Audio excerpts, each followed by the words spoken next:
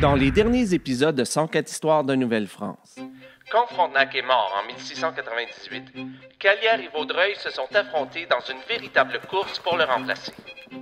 La course a été gagnée par Callieres, qui n'a pas été un mauvais gouverneur général, mais il avait un mauvais caractère. En 1703, c'est enfin au tour de Vaudreuil de devenir gouverneur général de la Nouvelle-France. Et ça n'a pas été facile pour lui. Dès sa première année en poste, en 1704, les habitants de la région de Montréal se sont révoltés.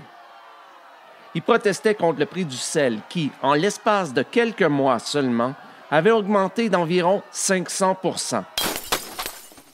Au micro, Jean-François Blais, et aujourd'hui à 104 histoires de Nouvelle-France, l'automne salé de Vaudreuil. La théorie de l'offre et la demande a peut-être été élaborée officiellement au 19e siècle. Mais de toute évidence, au début du 18e siècle à Montréal, il y a des marchands qui la pratiquaient. Au moment où Vaudreuil est devenu gouverneur général, les navires français avaient de plus en plus de difficultés à se rendre jusqu'à Québec. Pas seulement à cause des dangers de la navigation, mais aussi à cause des Anglais qui les capturaient. Ce qui rendait l'approvisionnement de la colonie très difficile.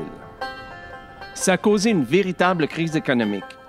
Les produits qui venaient de la France étaient de plus en plus rares, ce qui a eu pour effet d'augmenter leur prix. Mais les habitants, eux, non seulement leurs revenus n'augmentaient pas en conséquence, mais ils baissaient. En d'autres termes, ils avaient de moins en moins d'argent pour acheter des produits qui coûtaient de plus en plus cher. Les habitants auraient bien aimé être autosuffisants, mais selon la loi, ils étaient obligés d'acheter certains produits directement de la France. S'ils les produisaient eux-mêmes, ce serait considéré comme de la compétition directe avec la France, et ça, c'était interdit. Un des produits qui manquait le plus en Nouvelle-France, c'était le sel. Vaudreuil a écrit dans une lettre de 1705 que la colonie aurait eu besoin d'au moins 3 à 4 fois plus de sel que ce que la France envoyait chaque année. Les marchands de Montréal ont bien senti ce qui s'en venait. Ils se sont dépêchés pour aller au magasin du roi pour acheter tout le sel qu'ils pouvaient au prix régulier. L'idée était, on s'en doute, de revendre le sel à profit, aucun problème là-dessus. Mais certains marchands sont allés un petit peu trop loin. Par exemple, Antoine Pascot. À l'automne 1704, le minot de sel qu'il avait acheté à un peu plus de 3 livres au magasin du roi, il leur vendait maintenant 20 livres aux habitants. Ça, c'était trop, et à un moment donné, les habitants en ont eu assez. Le mardi 18 novembre 1704, de 200 à 300 habitants sont partis en direction de Montréal pour protester contre le prix du sel. Ça semble peut-être pas beaucoup à nos yeux, mais c'était quand même environ 10 % de la population. Et ils avaient bien choisi leur moment, parce que toutes les figures d'autorité de Montréal étaient à ce moment-là à Québec. Ramsay y était pour recevoir sa commission de gouverneur de Montréal. Celui qui devait le remplacer en son absence, le lieutenant de roi François de Galifet, y avait passé tout l'été. Et celui qui devait remplacer le remplaçant, le major Michel Leneuf de Lavallière, attendait d'embarquer sur un navire pour la France. C'était donc un officier des troupes, un nommé François Lefebvre Duplessis-Fabert, qui était en charge de la ville ce jour-là. Quand il a entendu la nouvelle, il a agi rapidement. Il a fait fermer les portes de la ville et il a fait armer les troupes. Le supérieur du séminaire de Saint-Sulpice, François Vachon de Belmont, et le premier lieutenant général civil et criminel par intérim, Jacques-Alexis Fleury-Deschambault, sont allés tous deux parler aux habitants pour tenter de les calmer, mais sans grand succès. Mais en voyant que les portes de la ville avaient été fermées et que les troupes avaient été armées, ils se sont rendus à l'évidence. Ils sont partis, mais en menaçant de revenir le dimanche suivant, mieux préparés et encore plus déterminés.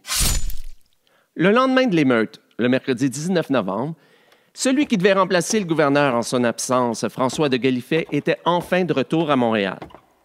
Quand il a appris ce qui s'était passé la veille, il a demandé au lieutenant général civil et criminel de rédiger une ordonnance et ensuite d'aller fouiller chez tous les marchands pour saisir le sel. Ensuite, il a convoqué tous les marchands de Montréal et il leur a demandé d'arrêter de vendre le sel à un prix de fou.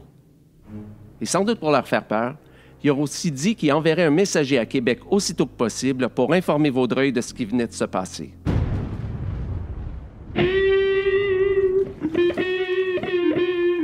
Et en chemin, le messager a croisé Ramsay qui revenait de Québec avec son nouveau titre de gouverneur de Montréal. Il lui a expliqué toute la situation en lui disant que les habitants préparaient une révolte générale, ce sont ses mots, pour dimanche. Et il restait plus beaucoup de temps. On était quelque chose comme vendredi. Ramsay s'est dépêché et il est arrivé à Montréal le samedi.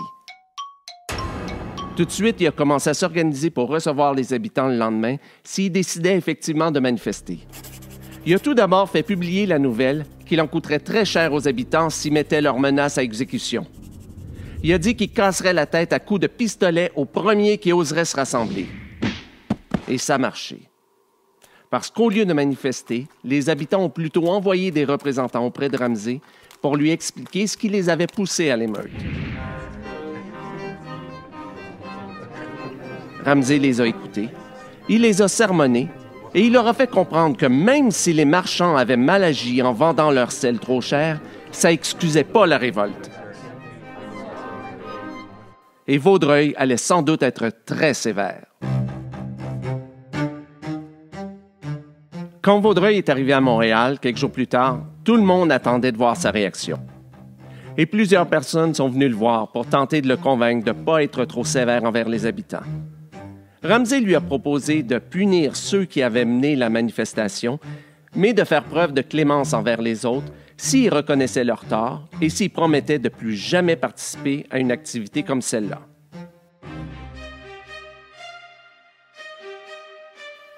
Ça demandait réflexion, parce que Vaudreuil savait très bien que pour bien paraître à la cour du roi, il devait absolument punir de façon sévère la manifestation des habitants. C'était la chose à faire s'il y avait de l'ambition. Mais contre toute attente, Vaudreuil a décidé de faire le contraire. Il a seulement réprimandé l'organisateur de la manifestation et il a fait publier une ordonnance qui interdisait aux habitants de tenir des assemblées. Sa décision a fait plaisir aux habitants, on s'en doute, et ça fait augmenter sa popularité aussi. Mais du côté de ses ennemis, ils n'ont pas hésité à qualifier sa décision de faiblesse. Mais lui, de son côté, il disait qu'au contraire, « J'ai cru qu'il était bien plus de gouverneurs comme moi, dompterait dans la misère du peuple, que de le réduire à la dernière des nécessités qui est le désespoir. » Chose certaine, ça n'a pas plu à la cour du roi. Surtout que l'année suivante, en 1705, il y a eu une autre manifestation à Montréal. Mais cette fois-là, Vaudreuil a réagi. Il savait très bien que la cour du roi accepterait jamais qu'il fasse preuve de clémence comme il l'avait fait l'année d'avant. Il a ordonné à Ramsay d'identifier et de faire arrêter ceux qui avaient mené la manifestation. 2 hommes ont été arrêtés. Un habitant de Lachenay nommé François Séguin et un habitant d'Émile-Île nommé Jean-Baptiste Lapointe. Pendant plusieurs semaines, on a tenté de trouver tout ce qu'on pouvait pour les incriminer, puis on les a renvoyés à Québec pour les faire juger. Et le 9 janvier 1706, les 2 hommes ont comparu devant le Conseil souverain de la Nouvelle-France. On s'attendait au pire, mais le Conseil souverain, étrangement, les a seulement condamnés à payer 10 livres d'amende, puis les a renvoyés à la maison. Vaudreuil a tenté du mieux qu'il pouvait d'expliquer le jugement à Pontchartrain, le ministre de la Marine, en disant qu'on n'avait rien trouvé contre les 2 hommes qui méritaient une punition exemplaire. Il a fait son possible, mais ça n'a pas réussi. Le ministre a répondu qu'il avait été très surpris d'apprendre qu'il ne se souhaitait pas trouver de preuves pour faire un exemple de ces 2 particuliers. Pour lui, il aurait été important de punir les 2 hommes et d'en faire des exemples. Il a ajouté que la douceur dont avait fait preuve Vaudreuil pouvait aussi bien être perçue comme de la faiblesse de sa part.